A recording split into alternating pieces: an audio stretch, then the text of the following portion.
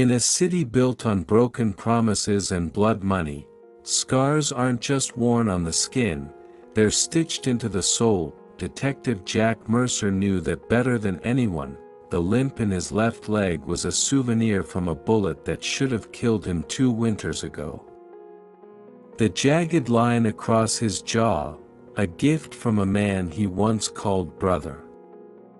But it was the ones you couldn't see, those were the real killers, sleepless nights, faces he couldn't forget, cases that stayed open no matter how many bodies hit the ground. That he wore his guilt like a second badge, heavier than the real one he hadn't polished in months. Jack wasn't the kind of man you found in police brochures or election speeches.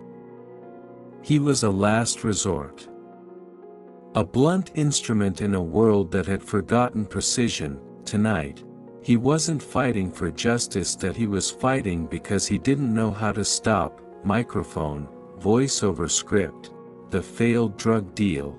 It was supposed to be a simple exchange, cash for product, a handshake in the shadows, but in this city, nothing stays simple for long. Jack watched from his car, half-dead cigarette burning between his fingers, as the two crews sized each other up beneath the dripping neon lights of the abandoned dockyard. One wrong word, one twitch of a trigger finger.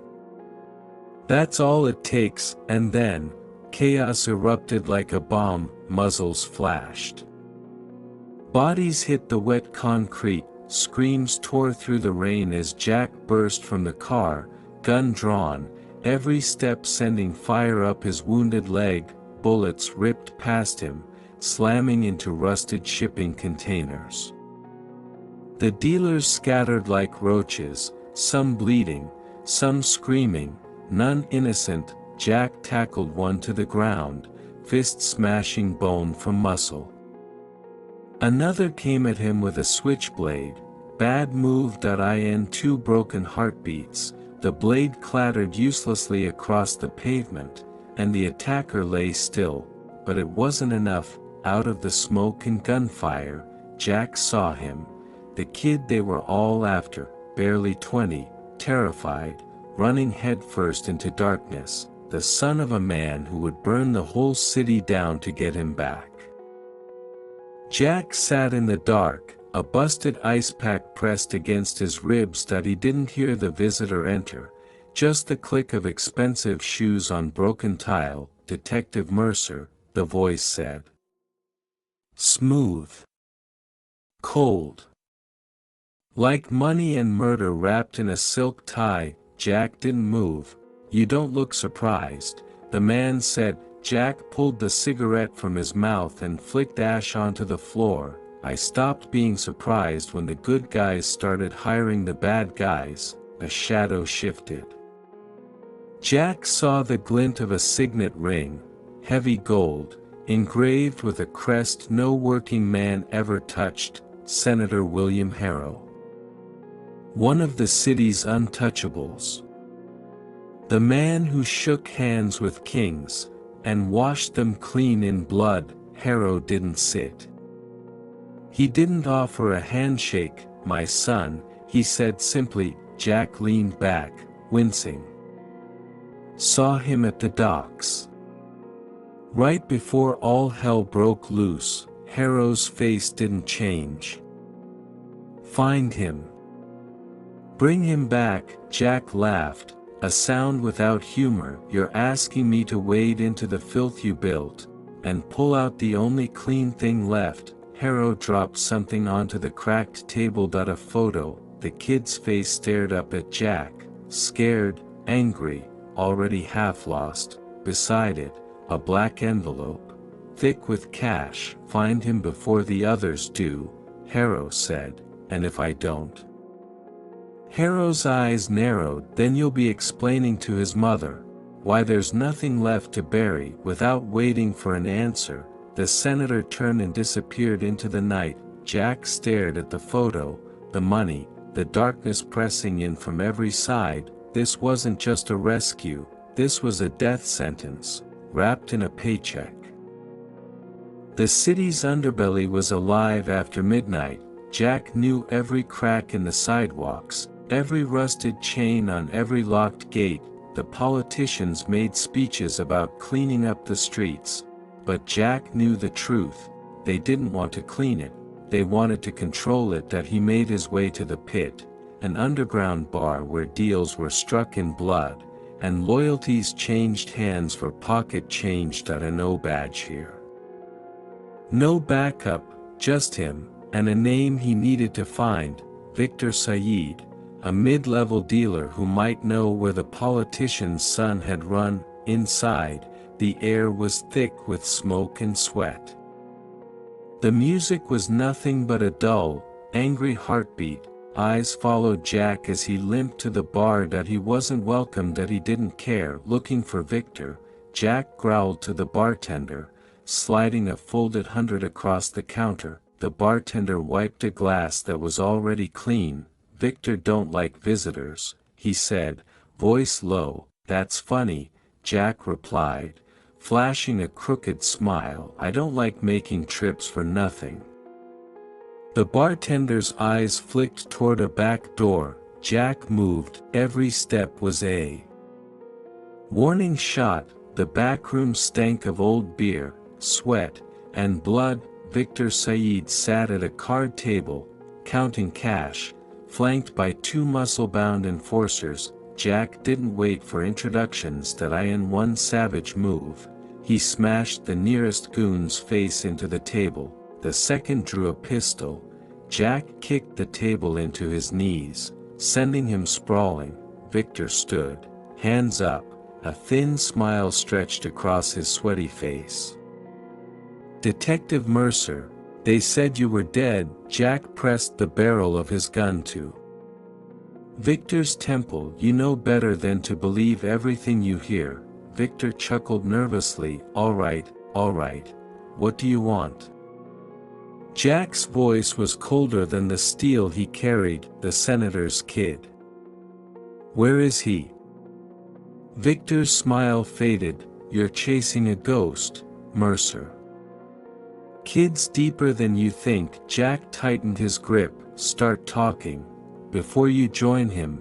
Victor swallowed hard. "He's with the Brotherhood now. You can't touch them." "Watch me," Jack whispered.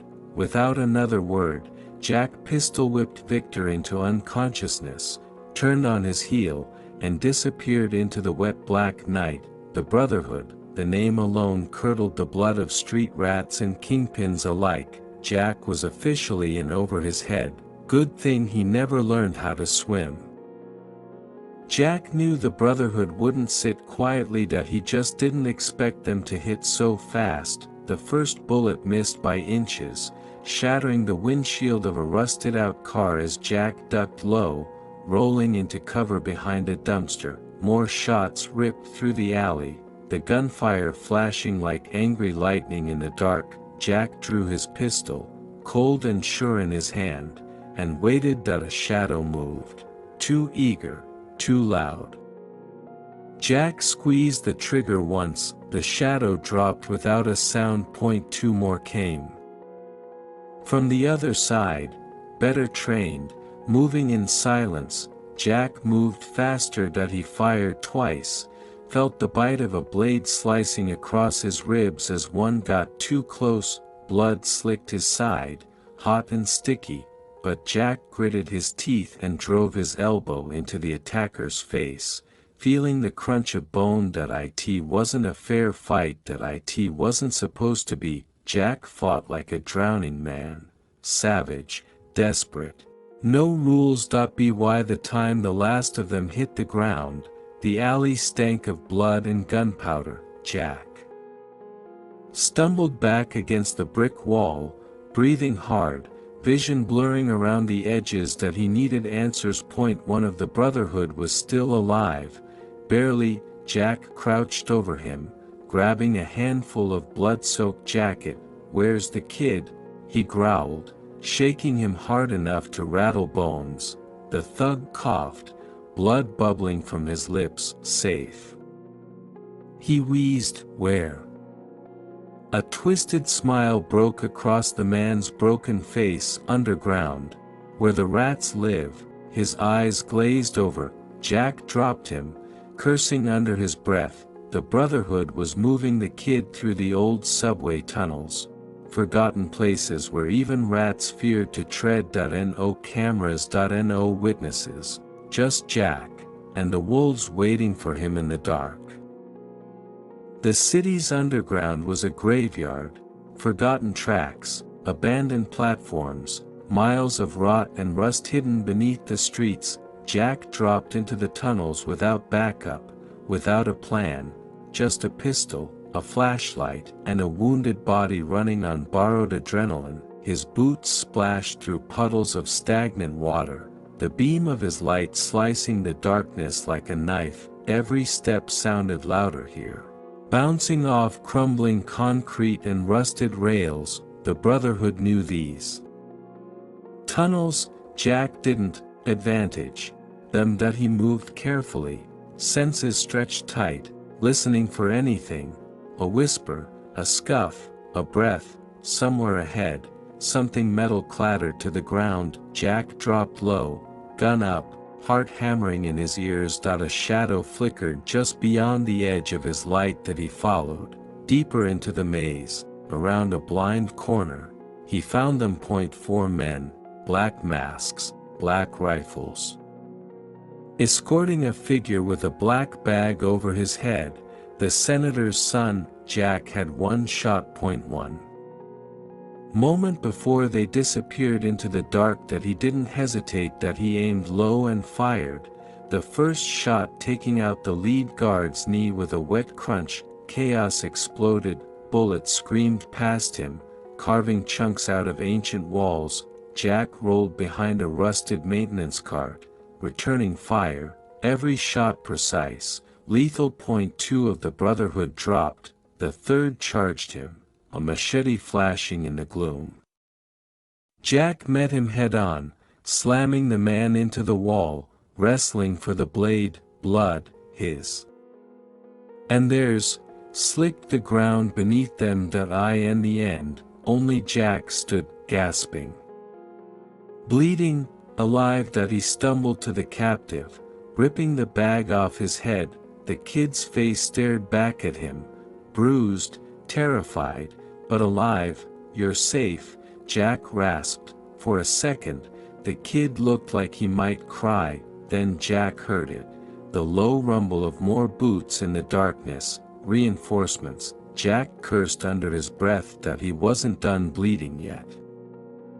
Jack had seconds to drag the senator's son behind a crumbling pillar, seconds to reload his last magazine. With bloody fingers, the tunnel shuddered with the sound of boots, dozens of them, closing in fast. Brotherhood soldiers, masked and armed, moving like a black tide through the darkness. Jack didn't have a plan. He had rage. He had desperation, and he had a promise he intended to keep. "Stay down," Jack hissed to the kid, shoving him against the pillar. Then he stood, gun raised, ready to die on his feet if he had to. The first wave came, wild, shouting, firing blind. Jack picked his shots, each bullet a whispered prayer. 1 down. 2. 3. But the Brotherhood kept coming. Jack took a round to the shoulder, spun, almost dropped. He bit down the scream, fired back, watching another enemy drop into the muck. Flashlights slashed through the dark, smoke choked the air. Somewhere behind him, the senator's son was shouting, begging him to run. Jack ignored it. He wasn't running, not this time. More figures poured into the tunnel. Jack was running low, low on bullets, low on blood, low on time. Just as a second wave broke through, Jack spotted something, an old maintenance hatch, half hidden behind a crumbling service tunnel. An escape, maybe. Jack grabbed the kid by the collar, dragging him through gunfire, shielding him with his own body. Bullets ripped the air around them, missing by inches.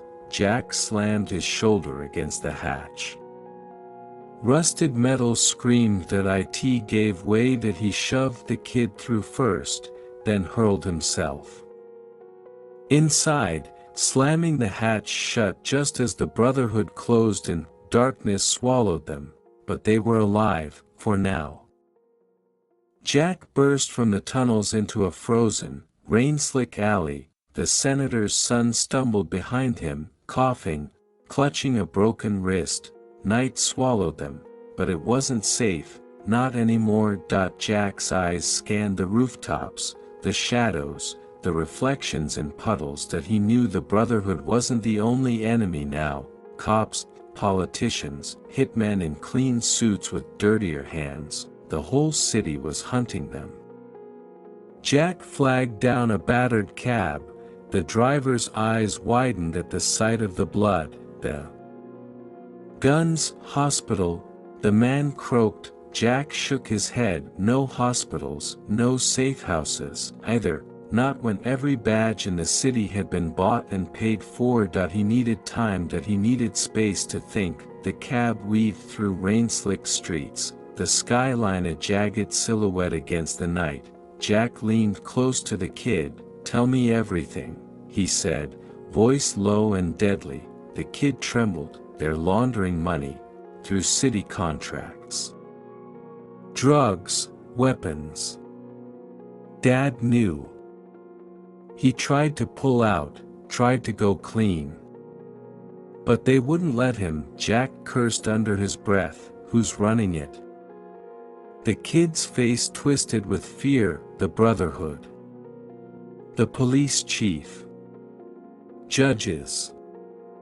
Half the damn council." Jack sat back, blood pounding in his ears. Saving this kid wouldn't be enough. If Jack really wanted to kill the rot, he'd have to burn the whole city down, and he was just angry enough to do it.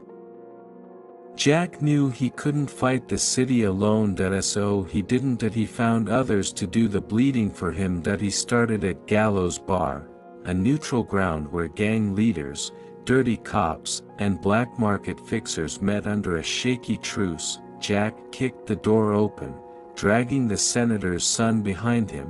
Blood staining the cracked tile floor. Heads turned, hands went to hidden guns. Jack didn't flinch. "Listen up," he barked, voice carrying through the smoke and fear. "The Brotherhood is making moves. They're taking over your rackets, your streets, your cuts." Murmurs, shifting feet, angry muttering. Jack smiled grimly. He threw a folder onto the bar. Photos, ledgers, names, proof. The Brotherhood wasn't just dealing drugs, they were consolidating power, cutting out the middlemen, cutting out everyone. A big man with a snake tattoo growled, "Why should we trust you, Mercer?" Jack leaned in, his voice like broken glass. "You shouldn't."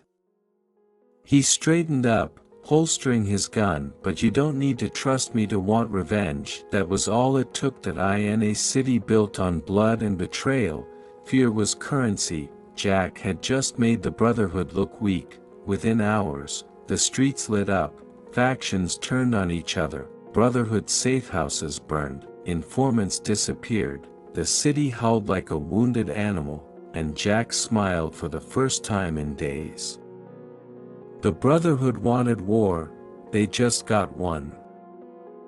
The city was coming apart at the seams. Jack had thrown the first punch, but now the whole damn criminal underworld was swinging. The Brotherhood's grip was slipping, and in the streets, it was like the whole city was burning. Factions warred openly, snipers took out Brotherhood soldiers on rooftops, street gangs roamed, claiming turf, raising hell. It was everything Jack had hoped for, and more, but it wasn't enough. Not until he killed the head of the snake, Jack knew where the Brotherhood's leader was hiding. The old shipping docks. A warehouse turned fortress, and there, behind fortified gates, behind a dozen layers of armed goons, sat Victor Said, the man Jack had been hunting from the start. That it was time that he'd made his way through the chaos, cutting down anyone who got in his way. But this was different. The docks were a fortress, armed guards lined the perimeter, lights flickered. The air was thick with tension. Jack crouched behind a shipping container, sweat mixing with rain. As he checked his ammo one last time, "This is it," he muttered to himself. A low hum rumbled through the steel and concrete. The Brotherhood was ready for him. He moved fast, silently. Point one shot. Point two men went down. Jack dashed to cover, gun up, adrenaline surging. He cleared the first layer of defenses, moving deeper into the complex. The sound of a distant horn echoed across the docks, a signal. The Brotherhood knew he was here, and they were coming for him, but Jack didn't stop, not now that he found a way through, cutting corners, slipping into shadows, a hunter in his own city, until finally, there he was, Victor Said, sitting behind a desk, smiling like he hadn't just ordered the deaths of countless innocents. "Detective Mercer," Victor purred. "You've made quite the mess of things." Jack stood tall, his gun aimed at Victor's chest. "You're the one who started this," he growled, voice tight with fury. "And now it ends." Victor chuckled, eyes gleaming with dark amusement. "It's never that simple, Jack. Not in this city." But Jack didn't flinch. "It's over." The pull of the trigger was just the beginning. As Victor fell, the sound of footsteps filled the warehouse. More soldiers, more Brotherhood goons, more blood. Jack had his back against the wall. But he wasn't backing down, not now, not ever. Victor Said's body hit the floor with a sickening thud, his smirk wiped away in an instant, but the chaos didn't stop. The Brotherhood soldiers surged forward, guns blazing, relentless. Jack ducked behind cover, heart pounding in his chest as bullets tore through the air. He was running out of time. The docks were a battlefield now, fire and smoke rising around him like an inferno. Jack knew he could die here, in this godforsaken hellhole, but he'd seen enough of the city's bloodshed to know that this was it. This was his last shot, his last chance to end the corruption that had rotted the heart of his city. He switched mags, eyes scanning the chaos. The Brotherhood had reinforced their position, more men, more guns, but they didn't know how far Jack would go. He moved like a ghost, taking out one soldier after another with cold precision, his gun never missing its mark. He was a force of nature, unstoppable, relentless, until the door at the far end of the warehouse slammed open. The head of the Brotherhood's last remaining faction stepped into the smoke, a hulking figure, dark eyes full of rage. "Mercer," the man shouted, raising a shotgun to the sky, "you've taken everything from us. You think you'll walk away?" Jack didn't answer. He couldn't. The sound of a rifle shot rang out just as the Brotherhood leader charged forward. Jack Dove, feeling the weight of the world on his chest as he rolled into cover behind a shipping crate. There was no time to think. And no time to hesitate. He fired twice. The first shot catching the leader in the shoulder, the second, a clean shot to the head. The man collapsed, the echo of his body hitting the floor drowning out the chaos around them. Jack wiped his brow, breath ragged, eyes focused. He was alone now. The last of the Brotherhood was dead. The warehouse was silent, save for the crackling of the fire, and somewhere in the distance, the sirens wailed. Closer now, Jack stood, his body screaming in protest as he surveyed the wreckage of the battle. The senator's son was still alive, still breathing, and the city would need to rebuild. But Jack was done. He'd fought for too long. He'd bled for too long, and now, the only thing left was to walk away. To let the City burn its way back to what it was always meant to be, a place where those who fought for justice could find peace or die trying. The sun rose over the city, casting a pale light over the wreckage of the night before. Buildings were burned out husks, streets were slick with blood, and Jack was standing at the edge of it all, looking down at the ruins like a man watching his own funeral from the outside that he'd won, but victory felt like ashes in his mouth that he didn't know what to do with himself anymore. The senator's son had been sent into hiding, the few friends Jack had left disappearing into the shadows to avoid the fallout. Jack's phone had been silent for hours. The city's police chief, the same one who'd helped to bury the truth for so long, had fled, and the corruption, the city's rot ran deeper than ever, like a disease that couldn't be cured with a single bullet. Jack walked the streets, his boots clacking on the cracked pavement, a man who had taken down an empire, only to find that the war wasn't one that he thought. Back to his partner, the one who had been there when it all started, the one who died in the chaos. Jack's fists clenched that he had no one left, the Brotherhood was gone. The city's power players were in hiding, but Jack knew better than to think it was over. No. This city was like a fire, you could extinguish one flame, but it wouldn't be long before another one sparked to life, and Jack was still here, waiting for the next match to light the fuse, because as long as the city was sick, as long as it was broken, there would always be another fight. Jack wasn't sure if he was the cure. He wasn't even sure he was the cure for himself, but he knew one thing: this city was still his. And as long as it needed him, he wouldn't walk away. The city had returned to its usual pace, its pulse steady and unfeeling, as though the chaos of the last few days had never existed. But Jack knew better. The streets had their scars, and Jack, he carried his own. His phone buzzed again, a strange, unfamiliar number. He answered with a grunt, expecting another dead end. But this wasn't a wrong number. It was a whisper. "You think it's over, don't you?" Jack's stomach tightened. The voice on the other end was smooth, calculated, familiar, but distorted. "Who is this?" Jack asked, his voice rough, heart hammering in his chest. The voice chuckled, "You should know. I'm the one who's been cleaning up your mess.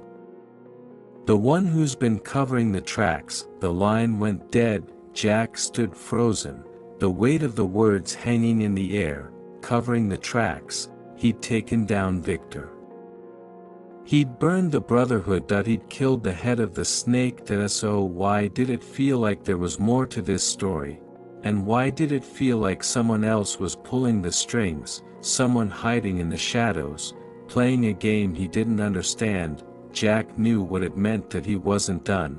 Someone had just pulled the rug out from under him. He had spent days trying to clear the wreckage, trying to move on. But now, the foundation was shaking. It wasn't over. It was just beginning. The city had its ghosts, and Jack was going to find them. Jack didn't sleep that night. His mind raced with the words of the mysterious caller. The city felt different now, as though the cracks in the pavement were hiding something far deeper than just broken dreams. He started digging. Every lead he chased turned cold, every door he knocked on slammed shut. But Jack was stubborn. He wasn't going to let this go. He remembered something. A name. A shadow in the past. Carmen Foster. She was a figure who had always lurked just beyond his reach, a shadow in the background of every political deal, every major power move in the city. Carmen was untouchable. She had connections, she had power, and now Jack realized, she was the one pulling the strings. He'd heard her name whispered in dark alleyways, on the lips of men who disappeared the next day. Carmen was the city's puppet master. She had been orchestrating the chaos all along, pulling the levers and setting the pieces into motion. And Jack had been a pawn in her game from the start that he had never seen it coming. The more Jack dug, the more he uncovered. Carmen had connections in every corner of the city: police, politicians, business moguls. She had her fingers in everything, a hand in every pot. Jack knew now that he had to get to her, but she was smarter than Victor, more elusive than any enemy he had ever faced. That he couldn't trust anyone, not the cops, not the criminals, not the people he thought were his allies. The game had changed, that he wasn't hunting for criminals anymore, that he was hunting for the puppet master. Carmen had the power to tear down the whole city, and Jack was going to stop her before she could pull one more string. Jack had gotten too close.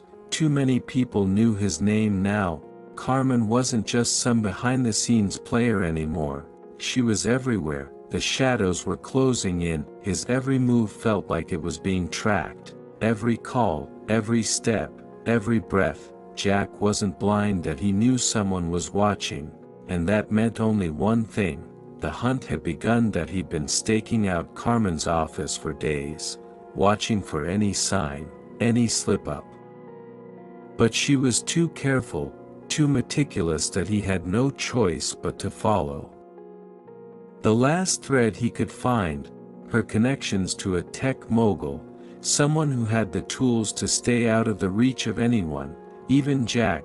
The guy was named Gregory Shaw, the owner of Shaw Tech, a company that ran surveillance software more advanced than anything the police or the underworld had done. If anyone could hide Carmen, it was him. Jack infiltrated Shaw Tech's building at night, slipping past security with the precision of a ghost. That he moved through the building like a shadow, his heart pounding in his chest. Every sound seemed amplified: the hum of the security lights, the clack of his boots against the tile. That he found Shaw's office at the top floor, hidden behind layers of encrypted locks and digital barriers. The access codes were in his hands now. That he had to break into Shaw's system. Every minute counted. But as Jack typed away at the computer, something caught his eye. A shadow passed the door. He froze.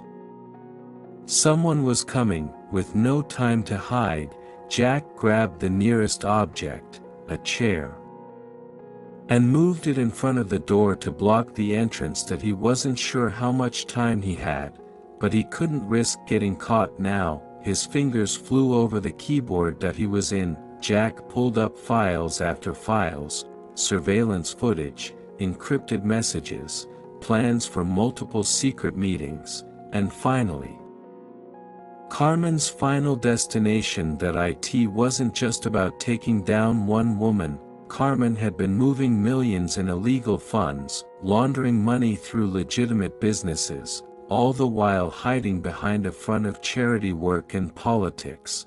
But Jack found something worse, something that hit too close to home. Carmen was using the city's very safety programs, the ones designed to protect the citizens, to funnel resources into her own pocket. The city's food programs, housing initiatives, public education systems, all siphoned off and rerouted to fund her criminal empire. Jack's hands shook. This wasn't just about criminals anymore. This was about the soul of the city itself, and Carmen Foster had her hand on the pulse, slowly killing it from the inside out. Jack didn't have much time. That he had the evidence, but now, he had to make a choice: take it to the cops and risk being silenced, or tear down Carmen's empire himself, and risk becoming the very thing he hated. The truth was in Jack's hands. Every file, every damning piece of evidence. Carmen had done it all: the thefts, the corruption, the destruction. But it didn't feel like a victory. In that dimly lit room, as he sat facing the screen, Jack realized how deep the hole went. Carmen wasn't just a criminal, she was an institution. The city's heartbeat was tied to her, and if he ripped her out now, he'd burn the city down with it. Jack's phone buzzed again, an encrypted message. "We know what you have." His heart skipped a beat. It was from Gregory Shaw. Jack's mind raced. Carmen had her fingers in every corner of the city. If she found out he had everything, she wouldn't stop until he was silenced, erased. He had a choice to make. He could expose Carmen now, take down her empire with the truth, and let the city implode. Or he could take the evidence for himself, keep it hidden, and continue the fight from the shadows, keep the city from self-destructing, while he found a way to destroy Carmen without ripping everything else apart. But both choices were dangerous. He couldn't trust anyone, not the police, not the government, not even his own reflection. The city had taught him that. He looked at the files once more, his mind spinning with the possibilities. Exposing Carmen meant public chaos. The city would burn, but perhaps it would be reborn. But hiding the truth meant a lifetime of running, of constant fear. He could never stop. He could never rest. Jack gripped the files tightly, feeling the weight of the decision pressing down on his chest. He couldn't be a hero. He tried that before, but he couldn't let Carmen win, not after everything he'd sacrificed. Jack stood up, ready to make his choice, but then, before he could move, the door to the office burst open. A dark figure stepped into the room. Carmen herself, her eyes locked onto his, calculating, cold. "Did you really think you could beat me, detective?" she whispered. Jack's heart dropped. He wasn't done yet, but now, the real game was just beginning. Carmen stood in the doorway, her presence as cold as ice. Jack's hand hovered over the files, his body tense, every muscle ready for the fight. The silence between them felt like an eternity. Carmen stepped forward, the soft tap of her heels echoing in the empty office. "You really thought you could take me down?" she asked, her voice smooth, calculated. Jack didn't answer. He was already planning his next move. The gun in her hand wasn't pointed at him yet, but he could see it, that thin, cold smile. She knew he had the truth, and she wasn't afraid of it. "You've got the evidence, detective," she continued. "But you don't understand the game.